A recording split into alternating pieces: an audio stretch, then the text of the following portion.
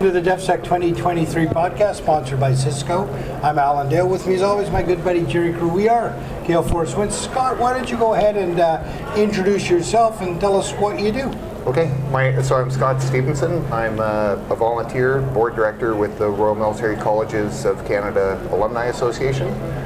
We're here at DEFSEC. We're the sponsor of the guest services, and that gives us an opportunity to be here to connect with alumni from the Canadian military colleges who are either active still in service in the Canadian Armed Forces or who are working in the defense and security industry.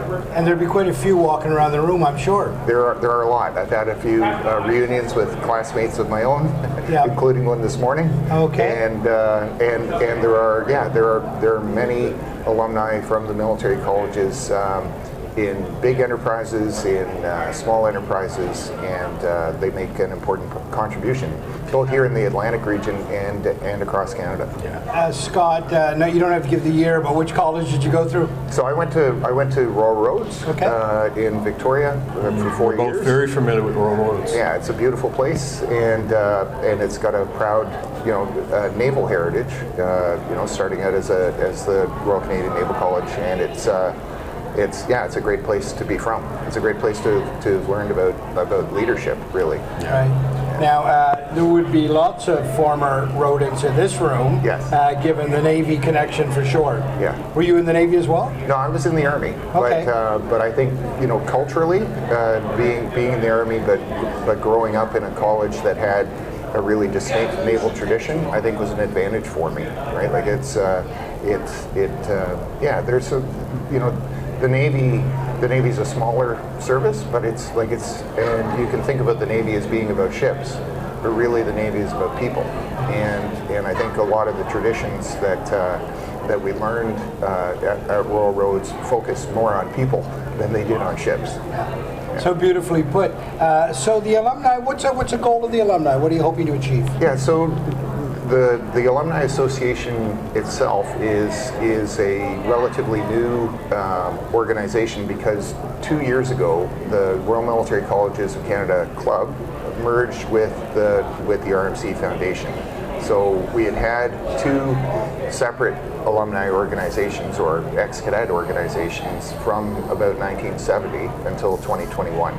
In 2021, we concluded a merger because it was clear that the charity, under the rules from Canada Revenue Agency, the charity could do all of the work that the club was doing. And so we had an agreement between the two leadership of the two organizations that really the colleges would probably be better served by having one organization. And by changing our name to focus on alumni and not just on ex-cadets, that we would be a more inclusive organization, because our membership includes anybody who's attended a degree granting program at one of the Canadian military colleges. So, and the colleges provide continuing studies degrees, right? So you don't have to be an officer to be an alumni, right? If you've done a degree at a Canadian military college, you're a civilian who's done a graduate degree, an MBA or a war studies degree. You don't have to have worn scarlets to be an alumni. And so for us to be here in person at DEFSEC Atlantic, to be able to connect with people and to, it's a richer way to communicate than trying to put this out on social media. And how many people would have come through the military college organization over the years? We estimate it, and we don't, so I don't have the precise number, right? But we estimate it as, so the current, for the undergraduate regular officer training plan, the college numbers that are being issued are in the 30,000s, like 32,000. Wow. So that's, since inception. Now how many of those, alumni are still living? There's so there's a good part of that are still alive. The current enrollment at Saint Jean, at the Royal Military College in Saint Jean, is about 315, and at the Royal Military College in Kingston, it's about 1,200. So those are undergraduates, but then you have graduate students and continuing studies students. So we have a larger alumni membership that we can service. Part of our challenge, though, since the merger, is like we don't have data on everybody, and so that's one of the advantages of being here, is we can connect with people. We can ask them if we don't have their contact information, will they give it to us? And so we've had a sign-up sheet that's doing really well. I bet it is, right? Well, partly due to the excellent location that the organizers were able to offer us and that we were able to take. Are you active on social media to kind of reach out and grab those folks? So we have a presence on LinkedIn, on Facebook, on Instagram, and on Twitter or X. But that's really, I think the people who engage with us there are already engaged in the activities of either connecting with their classmates or in being engaged as a donor in the charitable activities that we do.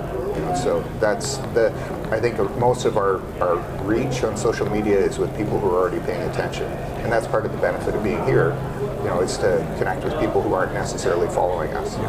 And what would that pitch be to people to kind of be part of the Alumni Association? What would it be? Yeah, so first and foremost, we're about fostering connection, right? And connection to the place where you gained your education, where your education helps you to be a better leader. That connection is an important one, and for most people, their education is an important career milestone, and so the Alumni Association is really there to foster that connection. We're also there, though, as a charity, to help advance the programs at the Canadian military colleges and to make them better. And we, every year, make a financial contribution to the colleges that enriches the quality of the education, of the sports, of the heritage. The heritage stuff is kind of easier to see and to picture. Like the bands really wouldn't exist in the form that they do if they just had to rely on public money.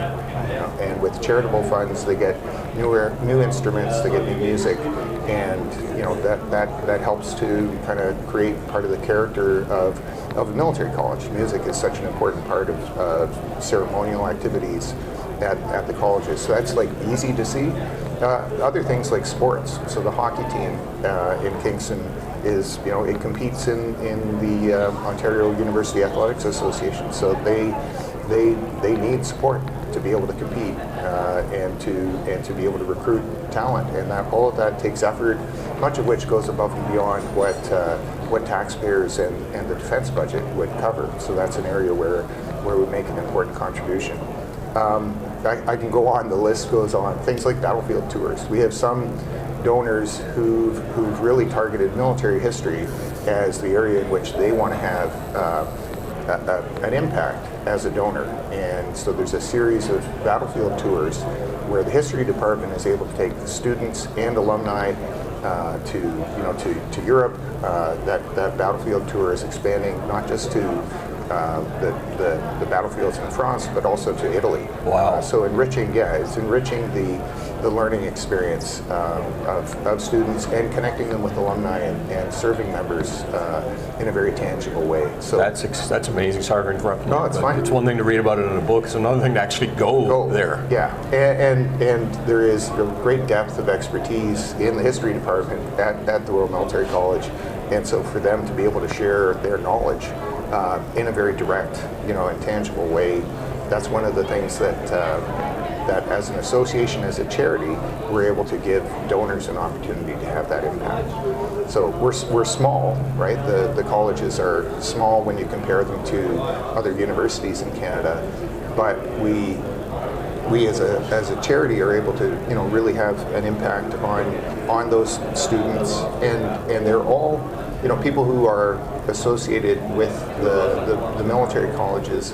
They're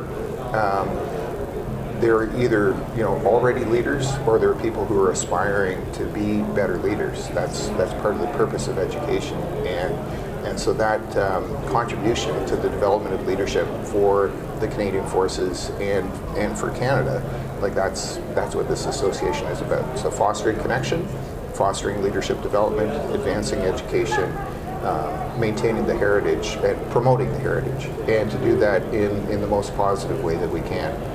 So the shift in identity to be an alumni association, which is kind of a new brand for us, I think it builds on the history, but it makes us more inclusive, and that more inclusive approach, I think, is in step with what the Canadian Forces are trying to do. The Canadian Armed Forces are trying to be a more diverse and inclusive, but still professional armed force for Canada. And so we're, as an independent organization, we really want to contribute to that. And so being here is and kind of seeing the range of other organizations that are here at DefSec, the diversity in the defense industry, like it really gives us an important opportunity to connect. Scott, fascinating stuff and great work that you're doing. Wish you much luck in making those connections, because would argue that the friendships, the experiences in a military college setting are vastly different than anything else you would experience in any other university setting, and friendships for a lifetime, and connecting those people back together would be so vitally important. Best of luck to you, and thanks for coming on the show. Thanks very much. I want to thank you. Like, being here in the Atlantic region is always a treat. We're supported today, yesterday and today, by the Atlantic branch of the Alumni Association. So it's been, and I also recognize that DefSec depends a lot on volunteers. So myself as a volunteer with the Alumni Association, it's great to connect with like-minded people who want to contribute. So thank you for this opportunity to talk with you this morning. Scott, we live in a great country, and I can't help but say thank you to the alumni in your association. They've contributed to this country in a great way. Thank you. Thank you. Thanks a lot.